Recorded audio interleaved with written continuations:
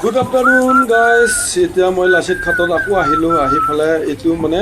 ইটো নাতি নাচিবৰ কাৰণে এইটো ষ্টেজটো বনোৱা হৈছে এই আগৰ ফালে এতিয়া বহুত মজা লগা হৈছে মানে ধুনীয়া লগা হৈছে এয়া চাচোন কি ধুনীয়া লগা হৈছে না এতিয়া মই লাচিত ঘাটত আছোঁ এতিয়া চাই আছোঁ গুড আফটাৰনুন সকলোকে আজিলৈ আহিছোঁ মই পিছত সুন্দৰভাৱে